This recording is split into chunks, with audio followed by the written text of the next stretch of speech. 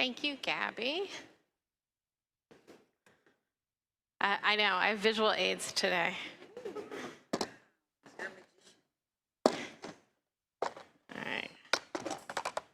So, I'm going to tell a story today that comes from the Islamic tradition. It's a folk tale about a character named Mullah Nasruddin. Now, some people believe that Nasruddin was a real person living in the 17th century in Turkey, and like there was a person named Nasruddin at that time in Turkey. But the stories, most people believe, are about a fictional made-up character called Nasruddin. There's lots and lots of these Nasruddin stories, Mullah Nasruddin. So one day, Mullah Nasruddin was working in his garden. And he had been working in his garden all day. And of course, his clothes were getting very, very dirty.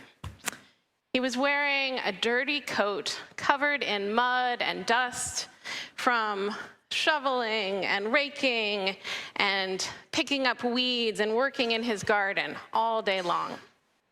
And it was nearing the end of the day. He was tired. He was sweaty, covered in dirt. But most of all, he was hungry.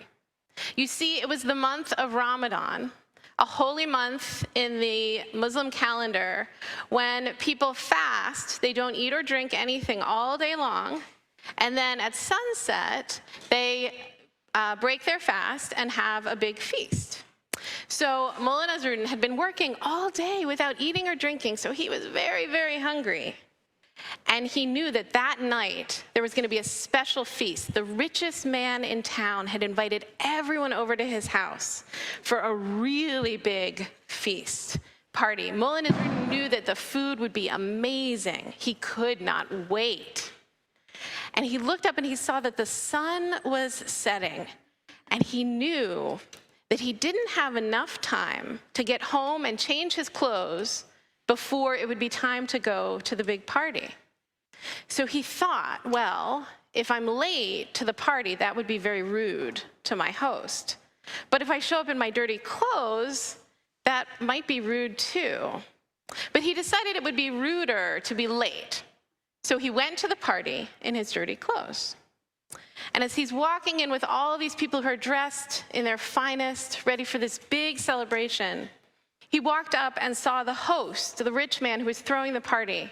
And Mullah Nasruddin greeted him and said hello, and the host said, hi, and he greeted the person behind Mullah Nasruddin very warmly. Nasruddin went in and he saw before him a table spread with so many delicious things: chickpeas and lentils and hummus and roasted lamb and chicken and salads and vegetables and fruits and dates and so many wonderful things. And so he began to make himself a plate. But no one really talked to him. Mullah Nasruddin knew all the people there. He was well known in his community, but no one was really talking to him. He filled his plate with food and he went to sit down at the long tables and benches. And it was pretty full, but people could have scooched over a little and made some space for him. But no one made any space for him. So he put down his plate and he left. And he went home. Oh.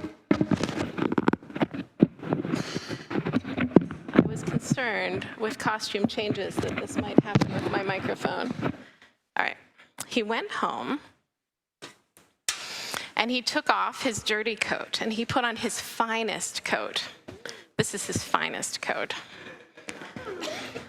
He put on his finest coat and he went back to the party.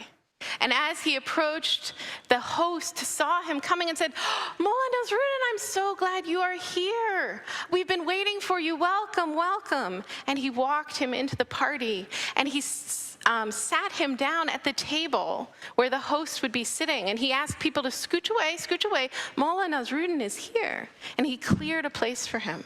He said, go, get some food. Put some food on your plate. Mullah Nasruddin went, and the people standing around the table were talking to him. They were saying, oh, you need to try these dates. They're delicious. Did you see these olives? Oh, that salad is so good. And his plate was just heaping full of food that everyone had recommended for him. he sat down, and the people at his table were talking to him. They were asking him about his day. And so Mullah Nasruddin started to eat.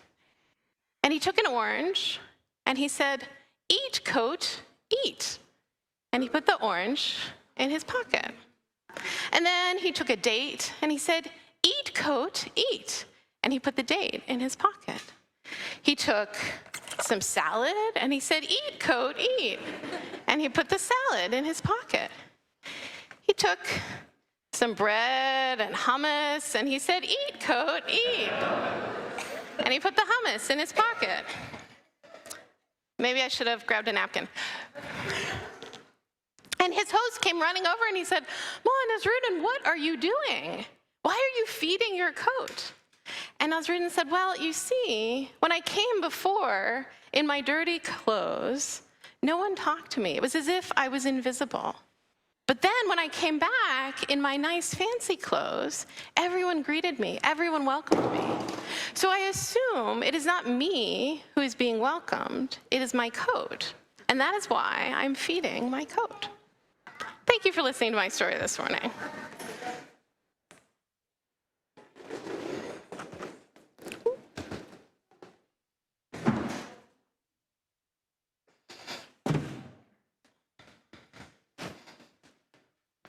It is now time for our children to go to religious education and for me to wash my hands.